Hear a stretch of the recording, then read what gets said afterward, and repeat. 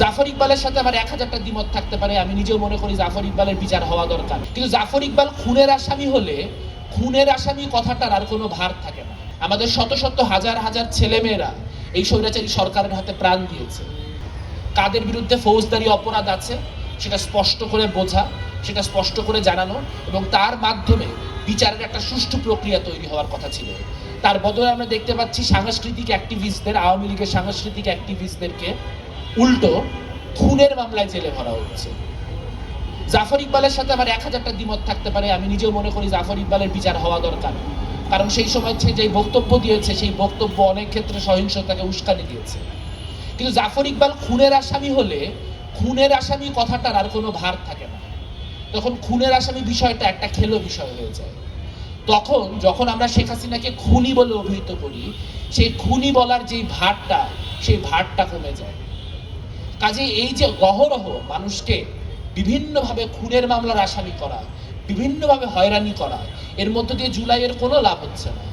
এর মধ্য দিয়ে উল্টো বিচারের প্রক্রিয়াটা একটা প্রহসনের প্রক্রিয়া হিসেবে আন্তর্জাতিকভাবে স্বীকৃত হচ্ছে।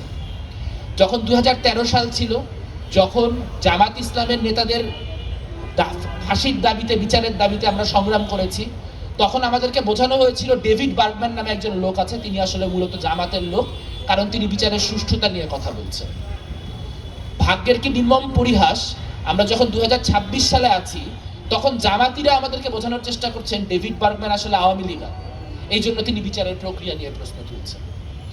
কিন্তু আসল কথা হচ্ছে যারা আমাদের দেশের বাইরে দাঁড়িয়ে একটা নিউট্রাল অবজারভেশনের জায়গা থেকে এই প্রক্রিয়াকে দেখছেন, তাদের কনসার্ন হওয়ার যথেষ্ট কারণ তৈরি হচ্ছে। কারণ ক্ষমতা বদলালে, কোনোভাবে আওয়ামী লীগের যদি রাজনৈতিক শক্তি বৃদ্ধি পায়, তাহলে বিচারের নামে যেই অ্যাসিমেট্রিগুলা, যে ইনকনসিস্টেন্সিগুলা হয়েছে, সেগুলা তারা ব্যাপকভাবে সামনে নিয়ে আসবে। তখন আমরা আরো গ্লানির মধ্যে পড়ব। আমাদের লুকানোর কিছু নাই, এখানে মিথ্যার কিছু নাই। আমাদের শত শত হাজার হাজার ছেলেমেয়েরা এই স্বৈরাচারী সরকারের হাতে প্রাণ দিয়েছে, তাদের প্রত্যেকের জন্য বিচার নিশ্চিত করতে হবে। তবে সেটা কাউকে নিয়ে এসে ঝুলিয়ে দেওয়ার মধ্য দিয়ে না, সেই বিচার এমনভাবে নিশ্চিত করতে হবে যাতে করে স্বৈরাচারী গোষ্ঠী কোনোদিন সেই বিচার নিয়ে আর কোনো প্রশ্ন তুলতে না পারে। যাতে আমরা সত্যি বলতে পারি আমরা আমাদের ছেলে মেয়েদেরকে বিচার এনে দিয়েছি, আমরা আমাদের শহীদদের রক্তের সাথে বেইমানি করি নাই, গাদ্দারি করি নাই। শহীদের যে রক্ত, সেই রক্ত আমরা বৃথা যেতে দেব না। আমরা 24কে 71-এর মুখোমুখি হতে দেব না।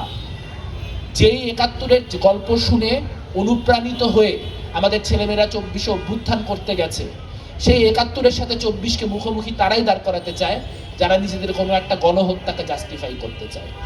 তাই যারা ভাবছেন যে 24কে সামনে রেখে 71কে মুছে দেওয়া যাবে, 71-এর যে গৌরব, যে মহিমা, তাকে খাটো করা যাবে, তারাও মূর্খের স্বর্গে বাস করছেন। যারা ভাবছেন 71-এর কথা বললে বা 71-এর চেতনা দিয়ে 24কে ইতিহাস থেকে নাই করে ফেলা যাবে, তারাও মূর্খের স্বর্গে বসবাস করছেন। বাংলাদেশের যে ঐতিহাসিক পরম্পরা, সেই পরম্পরা 52 যেরকম গুরুত্বপূর্ণ, 69 যেরকম গুরুত্বপূর্ণ, 90 যেরকম গুরুত্বপূর্ণ, ঠিক একই রকম গুরুত্ব নিয়ে 24-এর যে অভ্যুত্থান, সে অভ্যুত্থান অম্লান হয়ে থাকবে। আমাদের হাজারো শহীদের স্মৃতি মাথায় নিয়ে বাংলাদেশের গণতান্ত্রিক রূপান্তরের যে লড়াই, সে গণতান্ত্রিক রূপান্তরের লড়াই চালিয়ে যেতে হবে।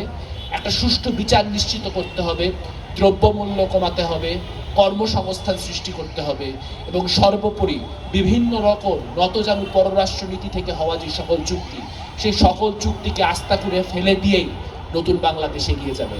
সেই লড়াই সহজ হবে না, কিন্তু শহীদের স্মৃতি আমাদেরকে বার্ডেন করছে যে সেই লড়াই চালিয়ে যেতে হবে।